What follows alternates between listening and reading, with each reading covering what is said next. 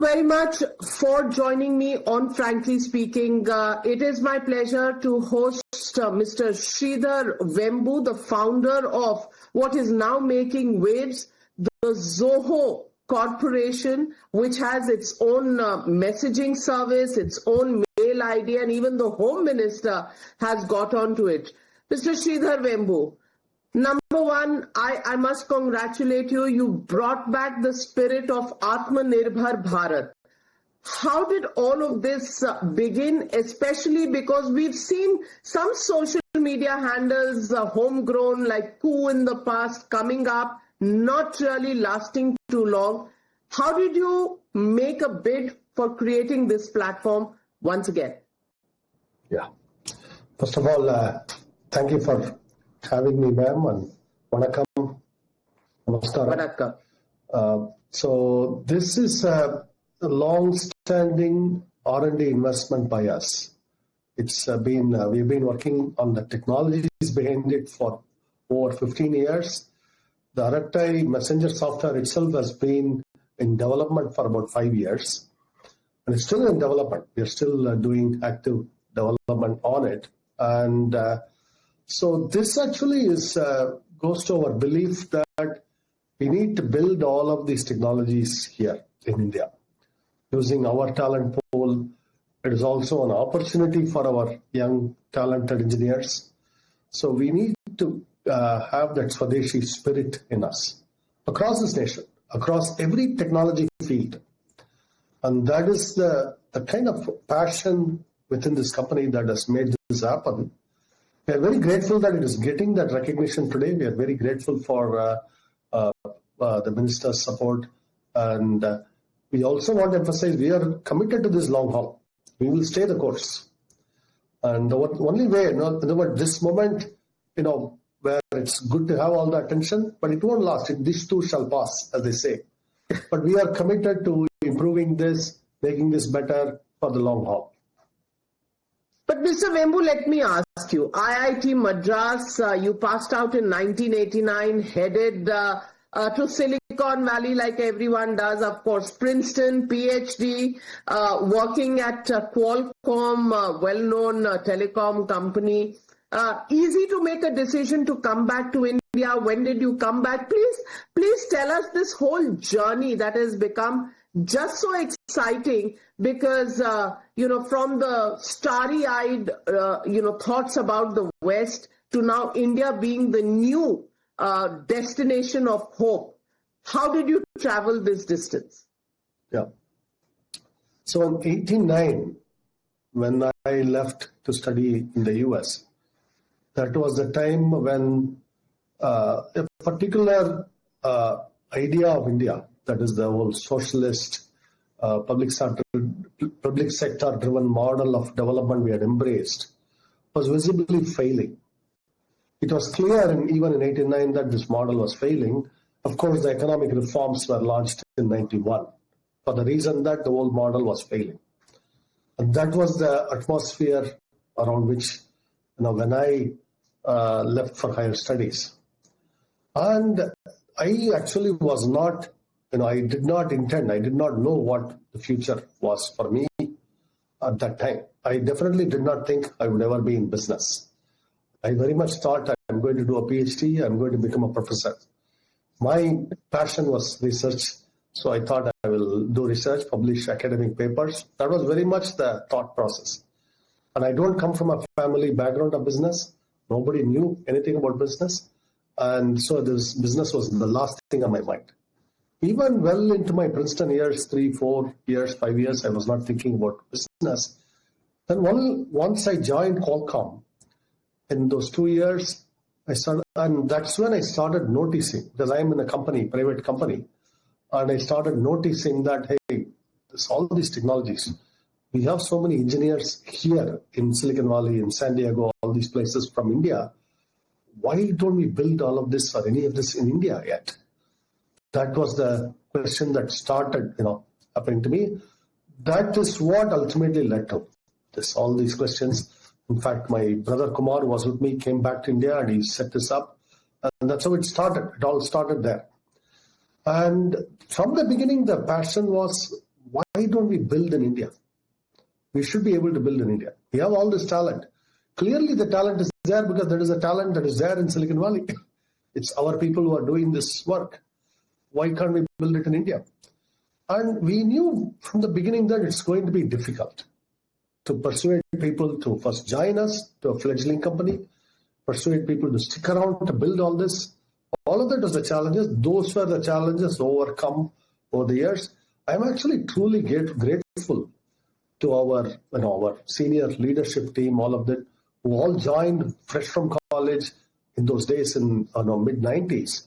And they still are around to guide this company, produce all this technology. It's only because of that talent pool that we are here, that we created, nurtured, and they stuck to this like a very close-knit family. That's why we are here. And then in 2019 only I came back. A lot of people think I'm always here. No, I lived there till 2019. I came back only in 2019. And what animated me then was I wanted to take all of this to rural India. To me, the next phase of my life, I had in a vision in my mind that I want to be in rural Bharat. I want to develop at least one district in my lifetime, to see one district come up well. So I just picked Tenkasi as, I'm not from Tenkasi. I was not born there. That's not my native district. It's just, it picked me, destiny. Somehow it drew me there. So that's where I am. Fantastic. I mean, literally, a dream can take you places is what we learned from you. Yeah. A few days ago, you shared a news article from 29th of November 2007, which said, can Zoho steal Microsoft's customers? And you said that 5 and even 10 years after the article, you had failed to make a dent in the market. What about now? What about 18 years later? What happened? What magic? Yeah, we are definitely making a dent in the global market. Not only in India, globally we are winning customers now for our email, our Office suite, our Work Drive, and all of our other software, CRM, all of it. And it's definitely, we have been very truly grateful for the support of the customer base globally. We have over 1 million organizations globally that's trusting us. 80% of the orgs are outside of India. Just to put that in perspective, 80%, 800,000 of the 1 million orgs are from outside India. So that's the global reach we have built. We still like to say there are maybe 50 million such orgs globally. So we still have a long, long way to go that can use our software. So we still have maybe penetrated 2% of the potential market there. So we would like to keep going. And why now? It is really a culmination of a lot of things, right? We know our software stack has matured quite a bit of all the investment, all of the R&D. That's one. We have data centers around the world, so to serve the customers in each jurisdiction.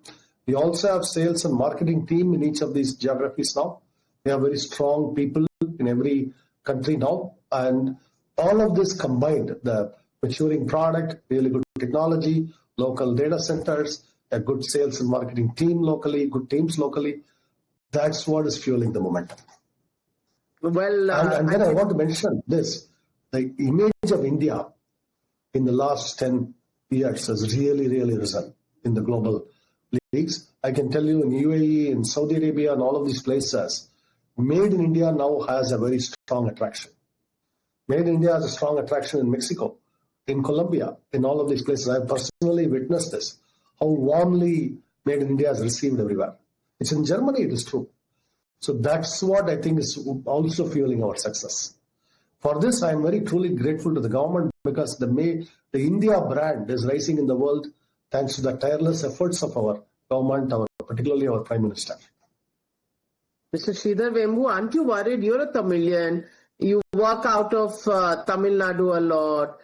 It's not a dispensation that's very truly well disposed towards Mr. Modi, the Prime Minister.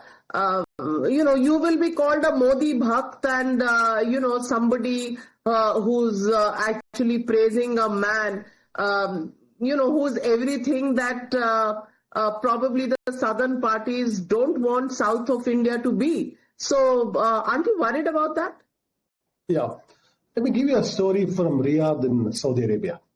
I was there about a year and a half ago, and I was in the Tamil Association of Riyadh in Saudi Arabia. And the Tamil Association of Riyadh, people are very, very grateful for what our Prime Minister has done, what it has done to our Indians' image in Saudi Arabia, and the same story in UAE, in Dubai, in Abu Dhabi, in all of these places. And our business is doing very, very well in all these places. And I can tell you this in Mexico. In Mexico, the same story. In Colombia, the same story. So once you leave our shores, the image of India, it is all, the last 10 years, it is a massive, development in this. And, there's always domestic political pressure. Look, it's like competitive rivalry in business. Okay, it's the same thing. So I don't, I'm honestly, for all the, criticism or scuttlebutt you see online, I'm actually truly grateful for our state in Tamil Nadu. We have very good employees. They're grateful to be here. And I ignore the politics. That's what I really ignore, the political noise.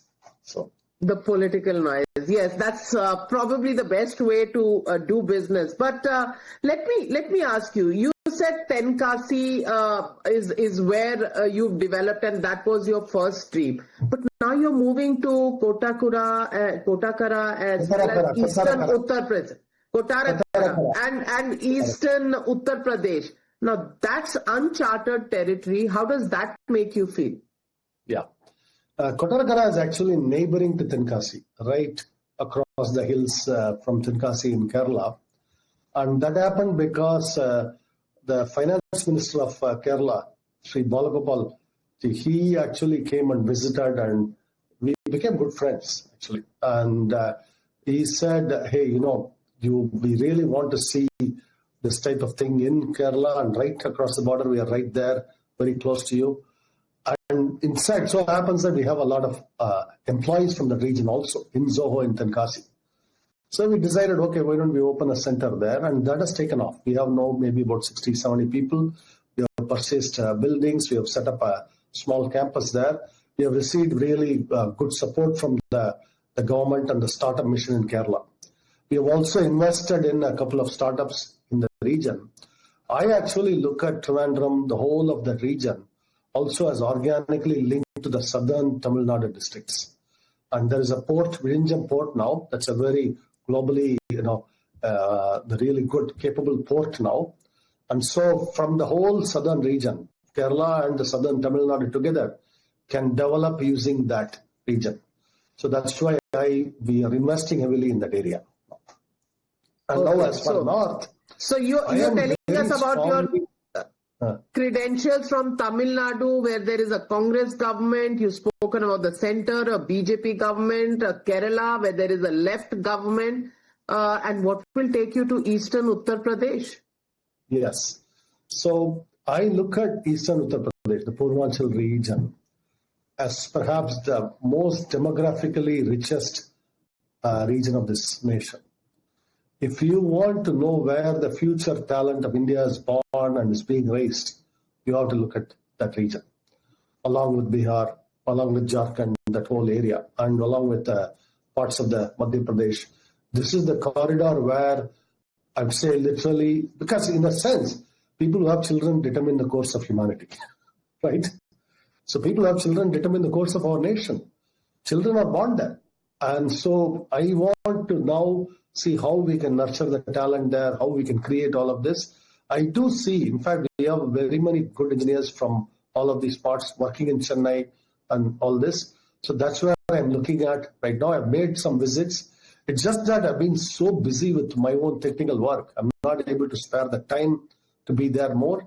But once I dig myself out of my current projects, next year I plan to be there more. But Mr. Vembu, many in the south say that Uttar Pradesh, Bihar, the Hindi heartland is actually the Gaumutra part of India.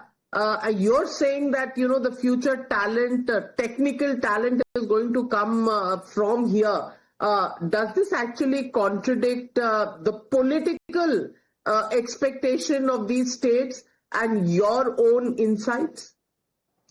Yeah, this is there's a little bit of a kind of a bigotry here, right? Whenever somebody is poor, it's easy to look down on them. And we can attribute poverty to, some intrinsic cause. Somehow they deserve to be poor or something. I don't believe that. We used to be poor too, much poorer, right? Even Tamil Nadu is much, much, much poorer than it is today. And other people would have looked down on us. Maybe other nations would have looked down on us. So, and now it has come up, particularly in parts of Tamil Nadu are now actually quite developed, like the western region, the Chennai region, all of that. And I do believe the same thing will happen in Uttar Pradesh. It will happen, and it's bound to happen. The talent pool is there.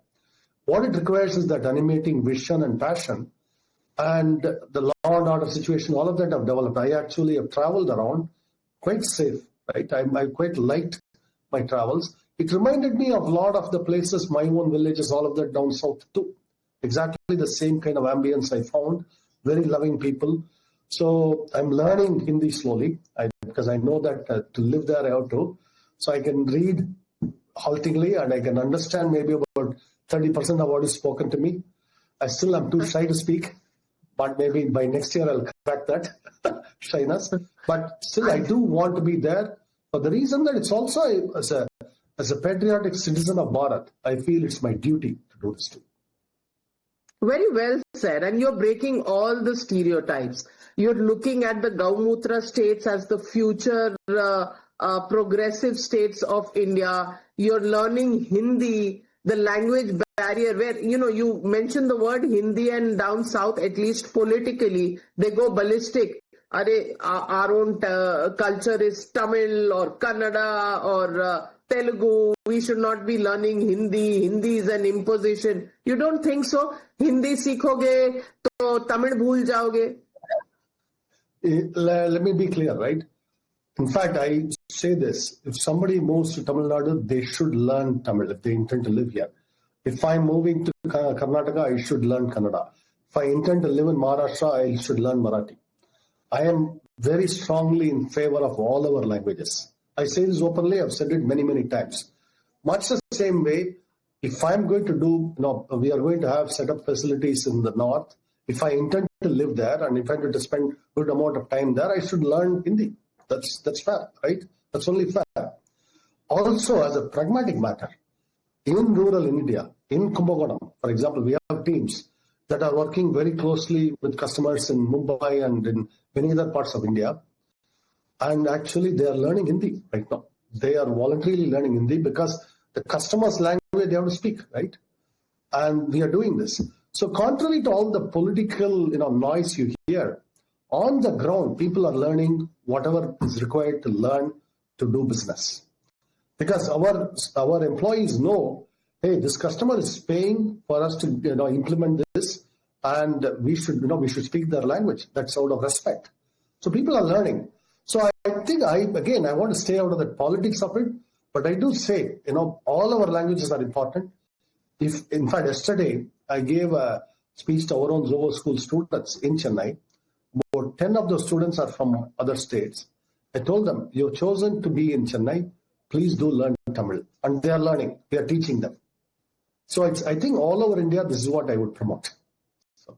Absolutely. Language is a skill. And there are never enough skills. People should have as many skills as they can acquire, and that is the belief that we should work on.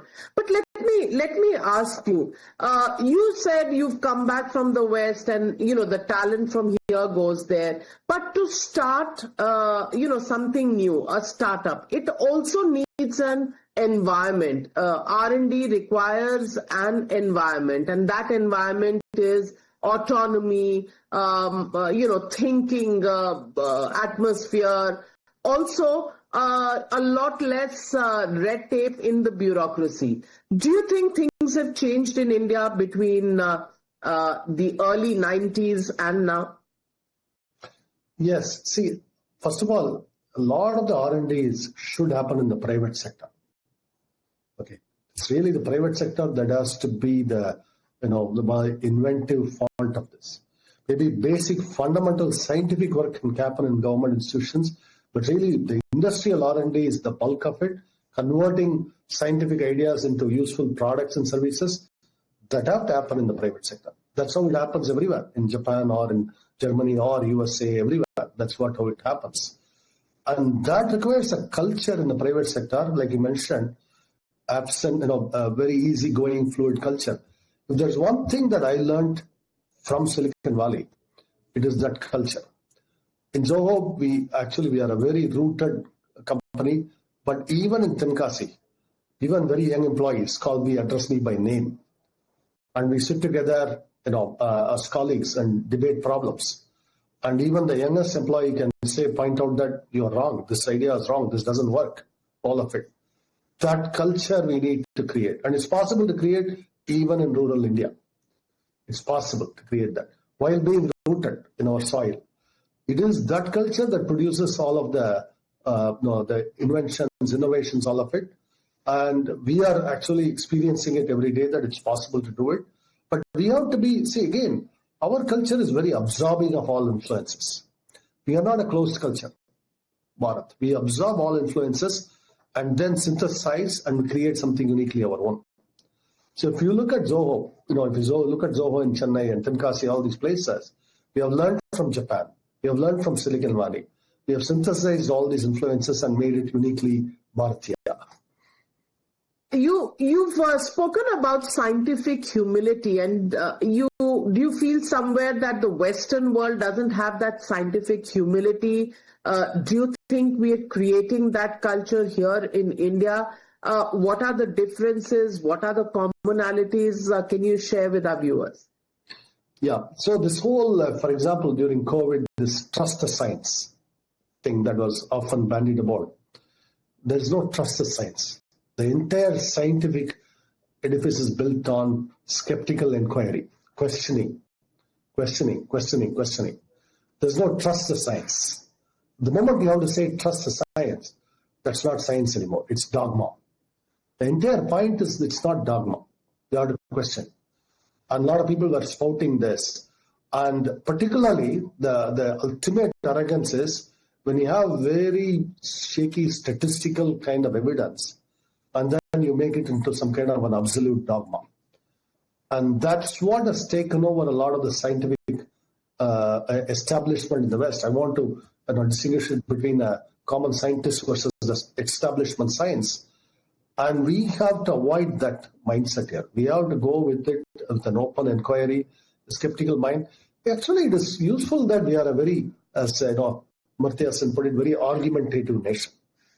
We are a nation where we debate, argue a lot, and that's actually useful even in technology. Well, it's not that any particular point of view is absolutely correct in this. There are multiple points of view. We have to synthesize, integrate. That is how we produce the best ideas, best concepts, all of it. We are well suited to it. We just have to embrace that as culture within our organizations, within our R&D teams. I want to ask you, there's one statement that you put out. The left liberal crowd in our country likes to dump on Bharat's traditional knowledge systems with slogans like trust the science, substituting critical thought. Do you think this is just a mindset?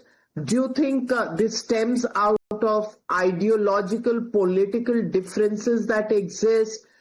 Is it an ecosystem that develops in these days, unlike in the past where there is a cult following of a certain ideology? What do you think this really stems from? Yeah, this is actually, in fact, I wish the left liberal ecosystem here is at least original. It's really very derivative of whatever is happening in Harvard.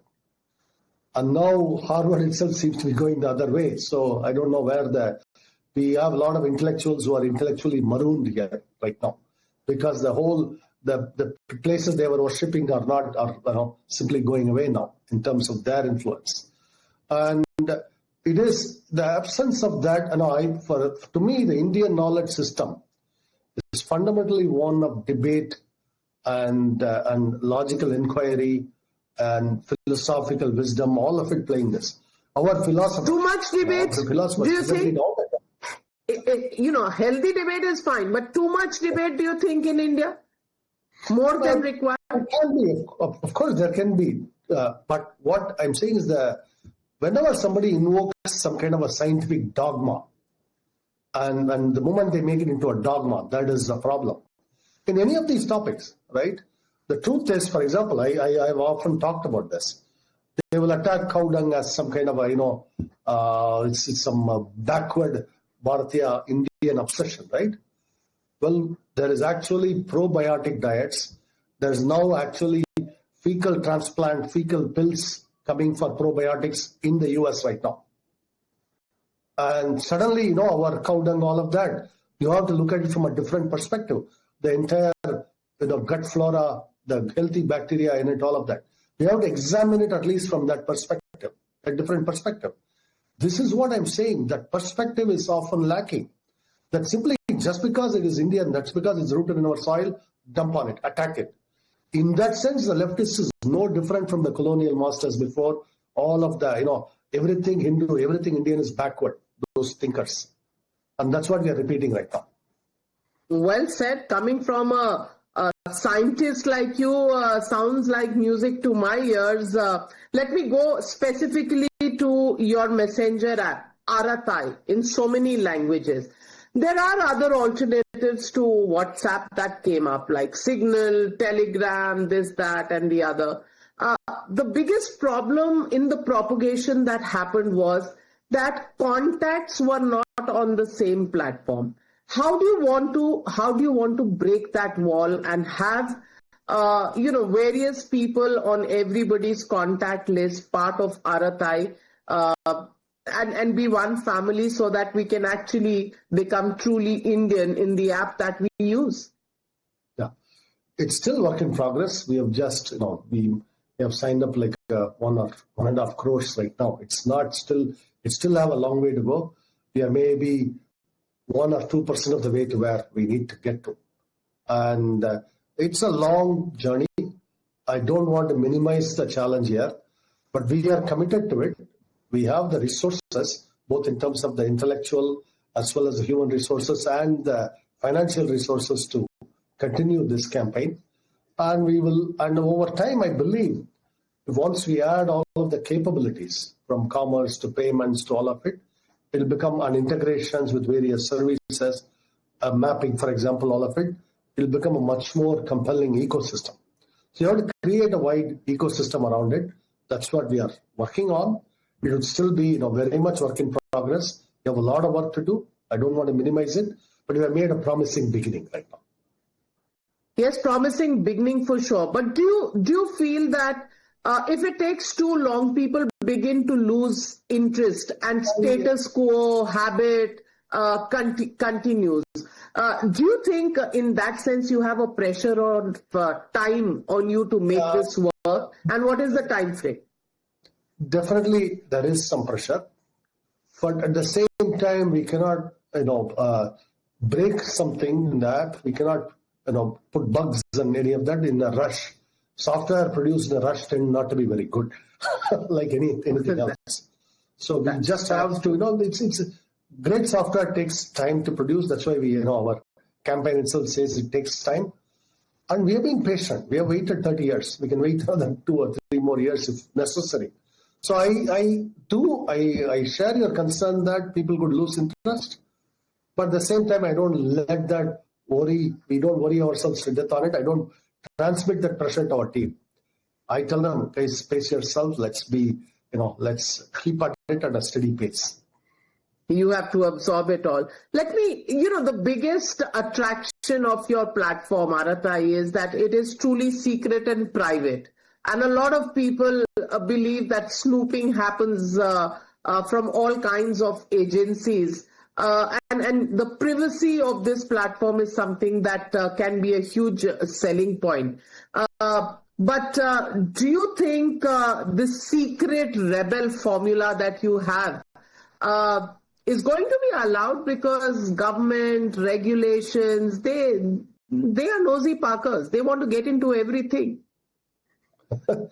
So this I've said many times. In fact, the first time I said was in the US, about 12 to 13 years ago.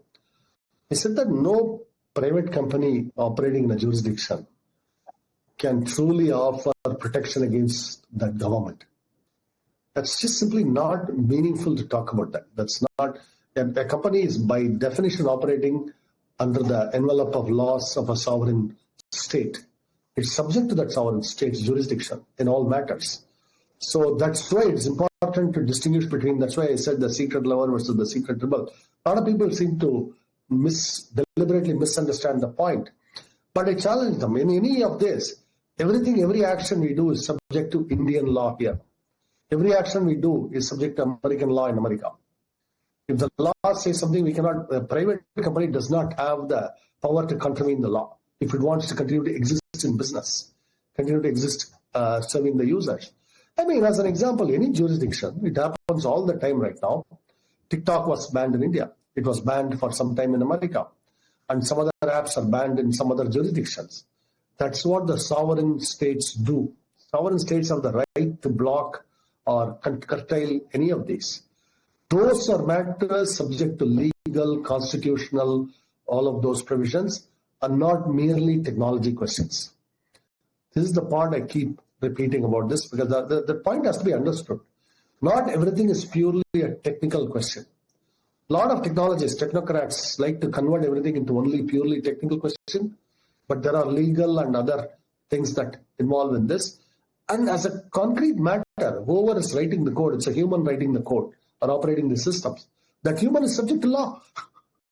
So that's why that's important to understand the distinction. Have you had any discussions with the government on these regulatory issues? Not in any substantive way, but I do publicly stated positions. I'm repeating, right? This is my publicly I say these things that take IP, for example. GCCs produce IP, Global Capability Centers. Our brains in India, Indian citizens working in India produce this. Does Indian companies have access to those products? In some cases, they do not. Some cases, it's subject to export control by some other nation, even though the technology is produced here, invented here. This is not acceptable ever. How can it be acceptable? These are the kinds of regulations we have to look at carefully. Okay, and are you worried there'll be pressure? And are there any demands? I mean, I'm just speaking. Are there any demands from the US for a platform that is impenetrable by government agencies there? Because in the Trump era, a lot of people want to privately send messages to each other which are not intercepted by governments. So on a lighter note, are you getting any of those requests? See, in every jurisdiction, definitely law enforcement has a legitimate reason. And in the US, there is a USA Patriot Act. People can go look this up. And what rights it gives the federal agencies in the US is very much in public domain. USA Patriot Act. And so in every jurisdiction, there are laws like this. So for people to pretend as though it is something only to this country or that, it's not true. Every nation has this. Recently, Denmark passed some law around this. Every nation has these. And they have, the sovereign state has a legitimate interest. For example, take terrorism. The citizens of a nation, citizens have a legitimate interest in these. So it's not purely a technical question. It's not a technocratic question alone. If you are operating here, we are subject to law here. I think that's the fundamental point I want to emphasize. What is the dream milestone that you want to achieve from here on? Yeah. In the next, I'll give you the long-term goal.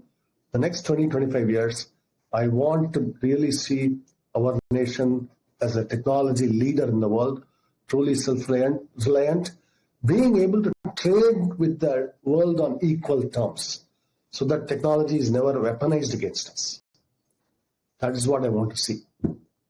Well said, Mr. Sridhar Vembu. Thank you very much and many congratulations and more power to you, because Atmanirbhar Bharat is a dream that has to be made into a reality by people like yourselves. Thank you very much for joining me on Frankly Speaking.